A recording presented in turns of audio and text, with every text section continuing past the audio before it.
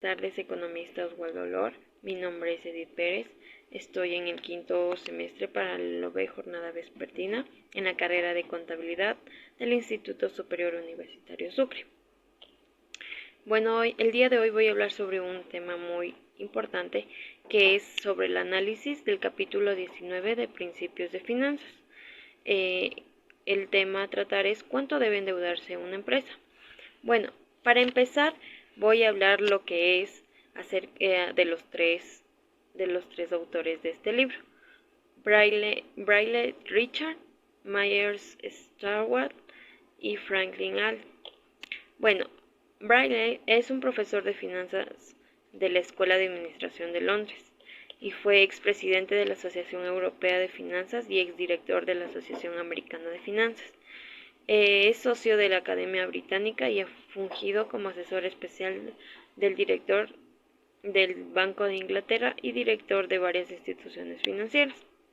Myers es un profesor de finanzas. Robert Merton, 1970, de la Escuela Sloan de Administración de MIT. Fue presidente de la Asociación Americana de Finanzas y socio investigador de la Oficina Nacional de Investigación Económica. En cambio, Franklin Allen fue profesor de finanzas de Nippon Life en la vida de Wharton de la Universidad de Pennsylvania. Fue presidente de la Asociación Americana de Finanzas, de la Asociación de Finanzas del Oeste y de la Sociedad de Estudios Financieros. Ahora sí, centrémonos en el tema. Bueno, como introducción tenemos lo que ¿es importante o no importante preocuparse de cuánto debe endeudarse de la empresa?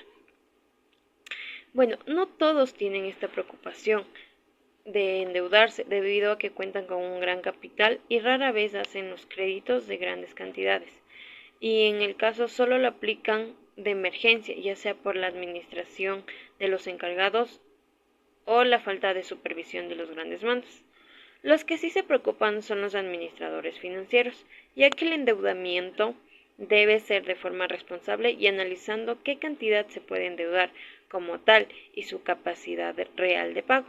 Pero la mayoría de aerolíneas, empresas de servicios públicos, bancos y compañías de desarrollo inmobiliario se financian con grandes deudas, por lo cual es importante tener como prioridad el acompañamiento en el crecimiento de los empresarios y generar bienes financieros, revisar los recursos actuales y la proyección de futuro, y así evitar inconvenientes, por lo cual analizaremos todos los puntos claves del libro para que se pueda admitir que la política de endeudamiento sí es importante.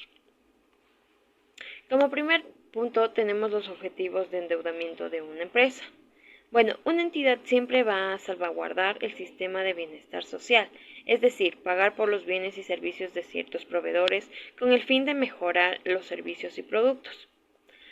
También analizar la capacidad de endeudamiento, ya que esto facilita que las empresas conozcan y controlen los niveles de endeudamiento a los que se someten y en consecuencia garantizan el pago de sus necesidades más básicas y se les permite la continuidad de sus actividades económicas. Dentro del libro está lo que son los impuestos corporativos. Por ello es importante primero saber qué es una corporación. Entonces, es una persona jurídica que está sujeta a obligaciones ante la ley y que es creada por una o más personas físicas para un determinado fin. La principal diferencia entre corporación y empresa es el grado de responsabilidad de sus propietarios en las acciones económicas y financieras de la entidad.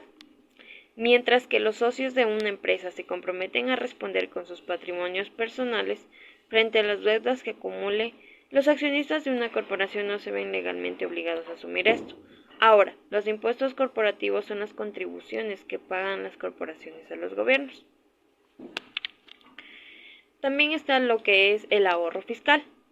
Es una ventaja importante del financiamiento por deuda, ya que es el interés que la compañía paga un gasto deducible de impuestos, es decir, genera un ahorro fiscal, que puede ser un activo valioso ya que el valor de la empresa después de impuestos sube por su ahorro fiscal.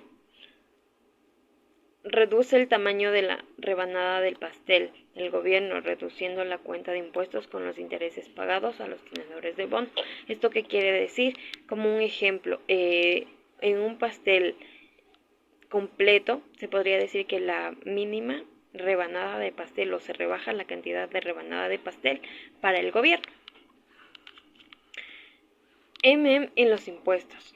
Con la proposición 1 de considerando los impuestos, se tiene que el valor de la empresa está determinada por el valor de la misma financiada, completamente por el capital, más el valor presente del ahorro fiscal. En caso de que la deuda sea permanente, en vez del ahorro fiscal, se adiciona la tasa marginal corporativa de impuestos por deuda, es decir, TCD.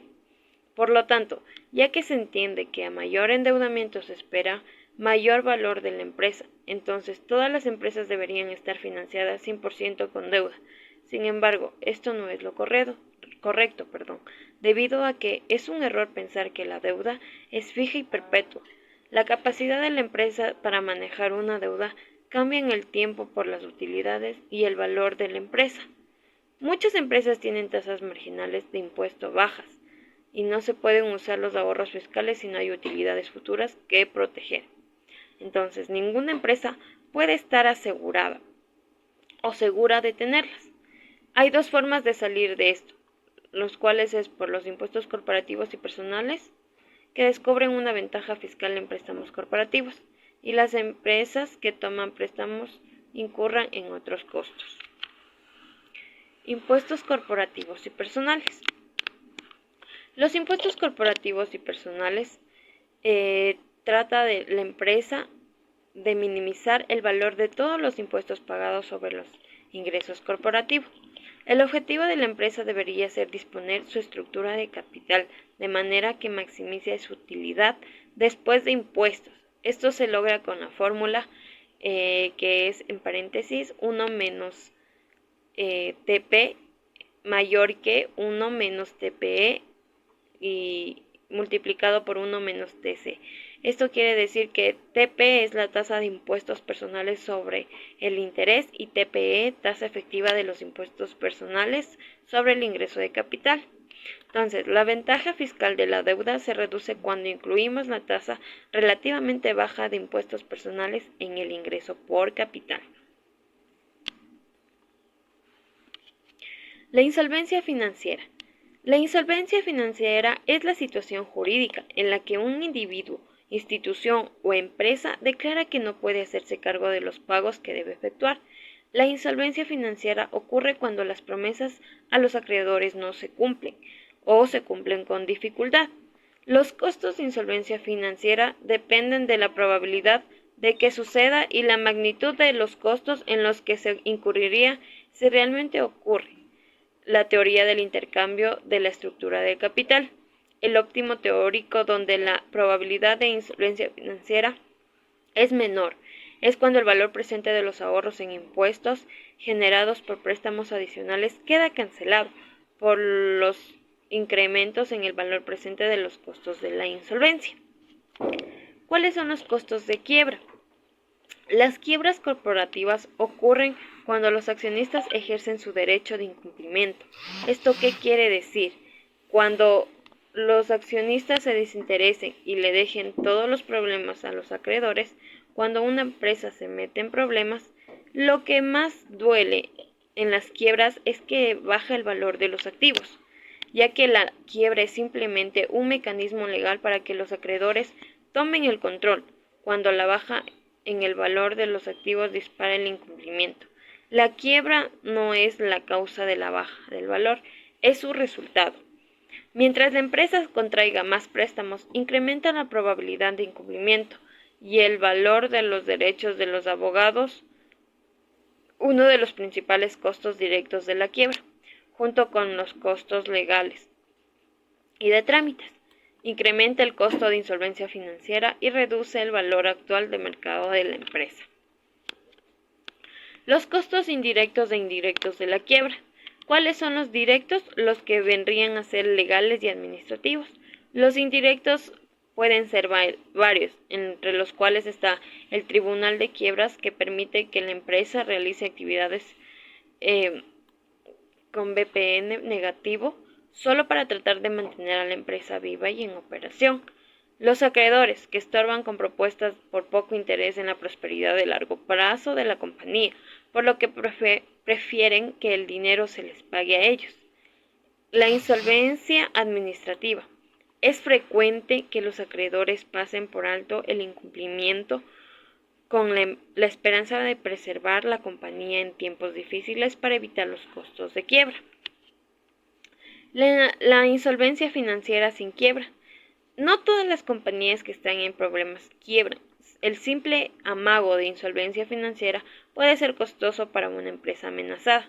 El fuerte endeudamiento y con ello un alto riesgo financiero reduce el apetito de las empresas por los negocios arriesgados. Deudas e incentivos. La insolvencia financiera es costosa cuando los conflictos de interés interfieren en las apropiadas decisiones de operación, inversión y financiamiento. Los dueños pueden apostar por proyectos muy arriesgados con la esperanza de pagar la deuda y obtener algún beneficio adicional. Los juegos. Dentro de los juegos está lo que es la traslación de riesgo, el rehusarse a contribuir al capital social, cobra y corre, juega con el tiempo y carnada y cambio. Ya, entonces, ¿qué es la traslación de riesgo? Esto es arriesgarse a aprobar proyectos muy riesgosos a expensas del tenedor del bono. Los accionistas de las empresas apalancadas ganan cuando se incrementa el riesgo de negocios de la empresa. Los administradores financieros que actúen estrictamente en beneficio de sus accionistas favorecerán proyectos riesgosos sobre proyectos más seguros. En cambio, rehusarse a contribuir al capital social se refiere a que si se mantiene constante el riesgo del negocio, cualquier incremento en el valor de la empresa se comparte entre tenedores de bonos y accionistas. Cuanto mayor sea la probabilidad de incumplimiento, más tienen por ganar los tenedores de bonos de las inversiones que incrementan el valor de la empresa. ¿A qué se refiere cobra y corre? Los accionistas se sienten contentos cuando pueden sacar su dinero. El valor de mercado de la empresa baja menos que la cantidad del dividendo pagado, porque la reducción en el valor de la empresa se comparte con los acreedores. ¿A qué se refiere juega con el tiempo? La empresa planea formar formas de adornar los resultados de operación del año, es decir, dándole más tiempo a los accionistas de salvar lo que puedan. ¿Y qué se refiere carnada y cambio? Esto se emite una cantidad limitada de deuda relativamente segura, luego se cambia de repente y se emite mucha más deuda. Eso vuelve riesgoso todo el endeudamiento, ya que impone una pérdida de capital a los viejos tenedores de bonos. Su pérdida de capital es ganancia para los accionistas. ¿Cuánto cuesta el juego? Jugarlo significa decisiones pobres en materia de inversión y operaciones que se traducen en costos de agencia del endeudamiento. Para evitar la tentación de jugarlos, lo mejor es limitar el endeudamiento a niveles que la deuda de la compañía sea segura o casi segura. Algunas veces las empresas no pueden vender activos o hacer desembolsos fuertes de inversión si no es con el consentimiento de los acreedores. De aquí nacen los costos más fuertes. Un individuo o una empresa que hoy gana dinero a expensas de un acreedor será recibido con frialdad cuando llegue la ocasión de volver a pedir un préstamo. Las empresas limitan su endeudamiento precisamente porque no quieren aterrizar en problemas y exponerse a la tentación de esos juegos. Elección jerárquica de las opciones de financiamiento. Esto asume la información asimétrica. ¿Qué quiere decir esto? Que los administradores saben más de perspectivas, riesgos y valores de sus compañías que los inversionistas externos. La información asimétrica afecta la elección entre el financiamiento interno y externo y entre las nuevas emisiones de valores de deuda y capital. La información asimétrica favorece las emisiones de deuda sobre las emisiones de capital. El emitir capital, es decir, el intento de vender acciones, muestra que deben valer menos de lo que se exige, por tanto, abatiría el precio de las acciones y eliminaría cualquier ventaja de hacerlo. Emitir capital evidencia del pesimismo del administrador. Para las compañías con activos intangibles, la única forma de crecer con rapidez y mantener una razón de deuda conservadora es emitir capital, es decir, financiamiento por capital. ¿Cuáles son las consecuencias de la elección jerárquica? Las empresas prefieren financiamiento interno. Adaptan sus metas de razones de pago de dividendos a sus oportunidades de inversión, mientras tratan de evitar cambios súbitos en los dividendos. Las políticas rígidas de dividendos, fluctuaciones impredecibles en rentabilidad y oportunidades de inversión hacen que los flujos de efectivo algunas veces sean mayores a los gastos de capital y algunas veces menores. Si son mayores, la empresa paga deuda o invierte en valores de fácil venta. Si son menores, la empresa paga primero de su saldo de efectivo o vende sus valores de fácil realización. Y si se requiere financiamiento externo, se recurre primero a lo que es más seguro, la deuda, luego con valores híbridos y finalmente capital como último recurso. Comparación, teoría de intercambio y elección jerárquica. Las razones de deuda de compañías individuales dependen de 4 factores, los cuales son tamaño, activo intangible, rentabilidad y valor de mercado a valor contable o en libros. Tamaño hace referencia a las empresas más grandes que tienden a tener mayores razones de deuda y los activos tangibles. Las empresas con más activos fijos tienen mayores razones de deuda. La rentabilidad hace referencia a las empresas más rentables tienen menores razones de deuda. El valor de mercado a valor contable o en libros, las empresas con mayores razones de valor de mercado a valor contable tienen menores razones de deuda. Esto quiere decir, por cada uno de los 4 factores se puede observar que las teorías pueden verse apoyadas. Activos tangibles y el valor de mercado a valor contable o en libros apoyan a la teoría de intercambio.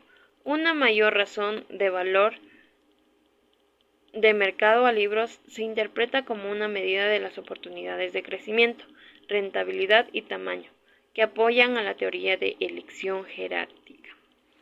Gracias.